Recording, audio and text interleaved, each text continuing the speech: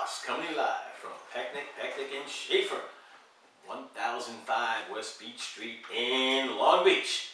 And she is always ready with the hockey report. And I can't wait to see Tracy's excitement next Monday night when we go over to the rec center and watch Long Beach High School in action. Going to be a lot of fun. But Tracy, what do you got for us in the hockey report this week? Thanks, Howie. Yeah, I can talk about hockey all day. Everybody knows that. I am starting, unfortunately, I'm starting my report off this week on a serious note. Former Islander peer, Turgeon's daughter, was killed in a car accident the other day. She was 18 years old. They're saying that fog was a contributing factor to the accident. Very tragic news. It's just absolutely devastating to lose a child. Islander fans will remember Turgeon from the 92-93 season. He scored 58 goals and 132 points, and he led the Islanders to the conference finals that year. His postseason was cut short when, after scoring the series-clinching goal against the Washington Capitals, Dale Hunter cheap shot him from behind, and he ended up with a separated shoulder and then some.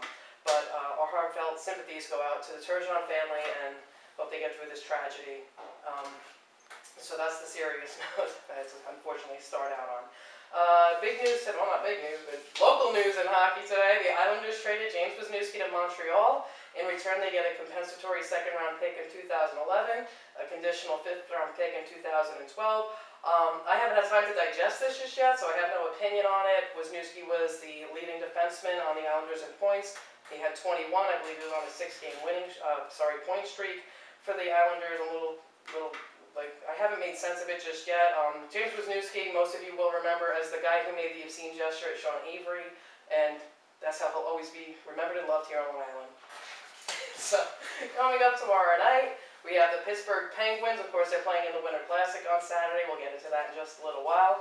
They're here playing the Islanders tomorrow night, and I gotta tell you, Sidney Crosby has a 24-game point streak. He is on fire.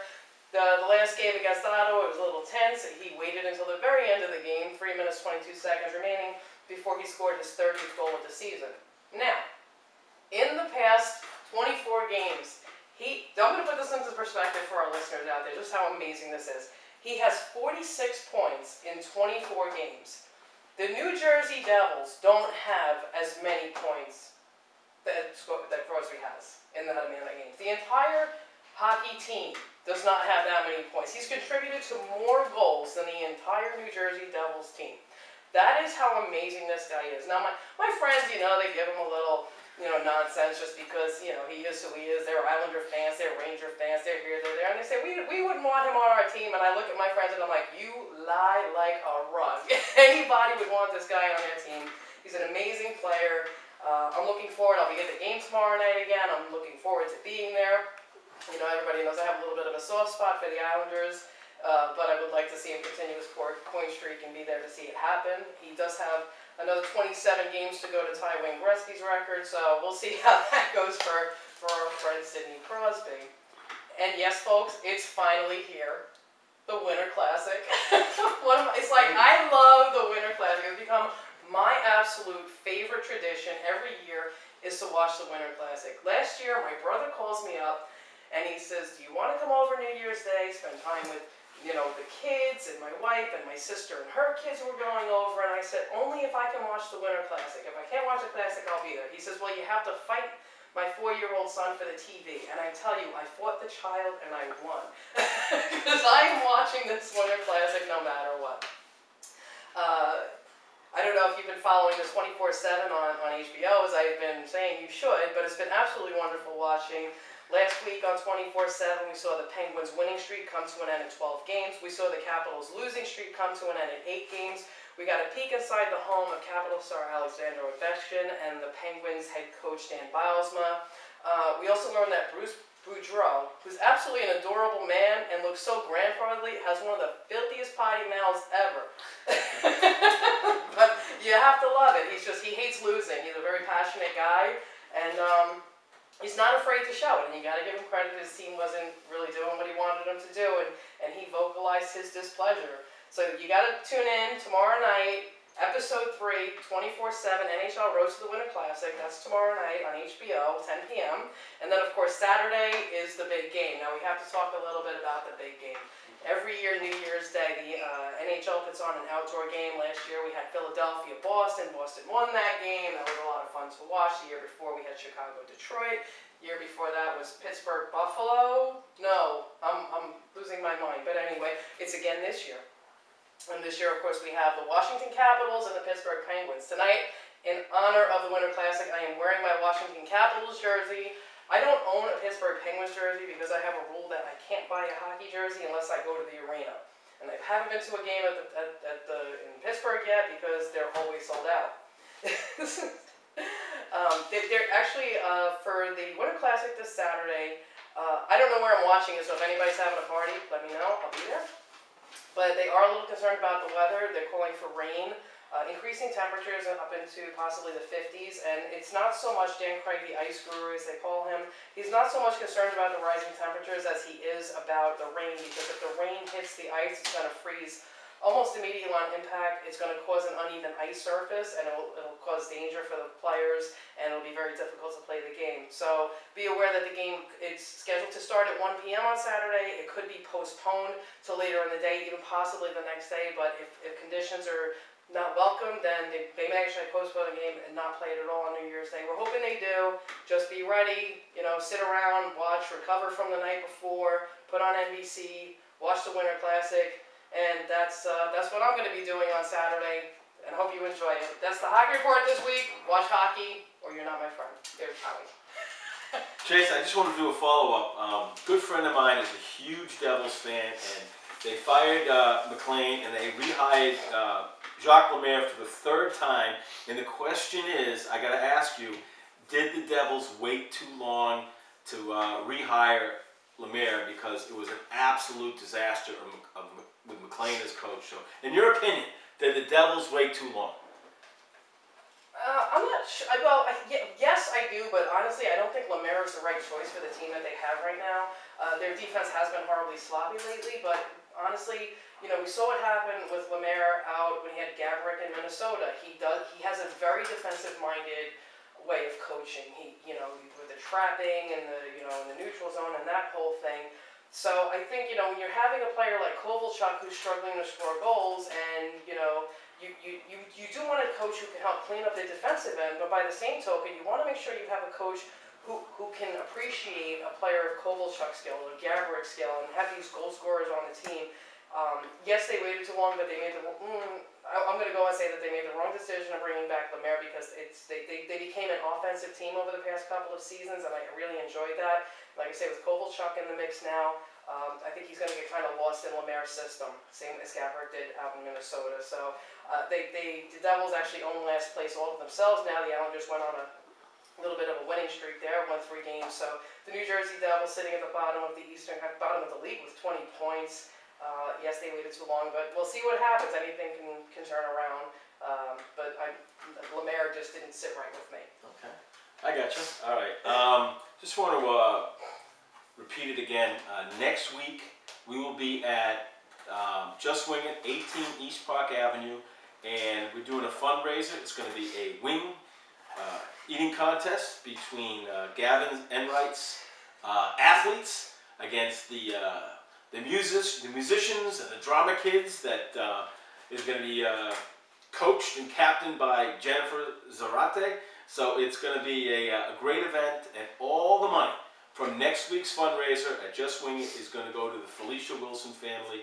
Felicia was the extremely popular music teacher who unfortunately has to miss the rest of the year due to cancer, and all the money we raised at Just Wing It next Tuesday night is going to go to her family. And we're going to be broadcasting live from Just Wing It, of course, during our radio show from 8 to 9. But the event is actually going to take place from 7 p.m. to 10 p.m. We're going to give out raffle prizes, and come on down, enjoy the wings, support a great cause, and we talked about it earlier in the show. We're also going to do a tribute to Kevin Sturm, the young Long Beach High School senior who passed away in a tragic car accident on January 3rd of this year. His dad, Kevin Sturm Sr., is going to be there, and many of Kevin's closest friends, and we're going to pay tribute to his life and Kevin's father's courageous decision to donate his organs to many people, giving him the gift of life. So great fundraiser next week for a great cause. And Steve, this is going to be our first fundraiser, so being a part of this show, I'm sure you're excited to take part in this big charity event coming up next week. Yeah, it's a good way for us to use our our platform here to promote special events that make a difference in people's lives. And during the last couple of weeks, we had a lot of charities on during the season, and it's our pleasure to give them the opportunity to try and reach a broader audience and help their causes. Absolutely, and Steve, I know we had a huge Jet fan on recently. I know that you're a fan of the Jets, and Long Beach really is a huge Jet community, much more so than the Giants. Looks like the Jets did clinch a playoff spot, and it's kind of weird because you look at the Dolphin game, and that game the defense played great, the offense struggled. Yet you look at the Bear game, the offense played great, and the defense struggled. So what's your take on the Jets as they enter the playoffs? It's kind of a tough one because, again, you think that they should be a defensive-minded team. That's the way they're built. They're built to run the ball and to eat up the clock. But there was a segment of time during that game that Sanchez just wasn't missing any passes, and it was kind of a little bit surprising, but really nice to watch because it did open things up. Although they were, that was I guess the style that fit against the Bear defense there those short range 10-12 yard passes, and he was just hitting them one after the other. We had a couple bad plays, and then it if you were watching the game, all of a sudden, like if you tuned in through halftime, like my dad was, you saw them have a great second quarter, and well, the third quarter wasn't, not so much. Right. I think they still have some things to work out, and I think they have the possibility of moving on, but they just have to get everything working at the same time. Very well said. And Tracy has a big announcement, something she's very excited about. And what is that big announcement, Tracy? I just got a notification on my phone that Sidney Crosby actually has extended his point streak to 25 games tonight. He scored 2 goals so far, 1 even strength, 1 power play, 32 goals on the season. Oh my gosh. He's on my fantasy hockey team. I'm so happy right now. I can't stand it. I really hope he scores a goal or just gets a point tomorrow night. I hope the Islanders win, but I hope Crosby gets a point. That's awesome. And I just wondered, Tracy, when you're in the press box watching the Penguins play the Islanders, when Sidney scores, are you going to get up and start cheering, much to the chagrin of the press in the press box? No, I'm very professional in the press box. I don't cheer either way externally, but on the inside, You'd be going crazy. I won't be harmonious. Let's say that. I will be internally torn. So I guess it depends on what's going on in the game. If he gets a point, I don't know. If the Islanders are up by 4 goals, I'll be happy. And if not, we'll see how I feel. I'll go with the moment. All right, and we have a very special way that we're going to close the last 20 minutes of the show. We're going to do a Long Beach in review. Some of the great things we've covered, some of the great people we've interviewed, some of the big events we've talked about. So we're going to close the 2010 year with a Long Beach in review segment that Steve will take place, Walter will take place, Tracy, and of course me, and we're going to have a lot of fun.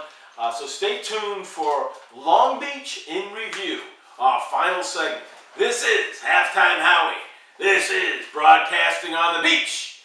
And we are coming to you live from the prestigious law office of Pecknick, and Schaefer at 1005 West Beach Street. Coming to you from the first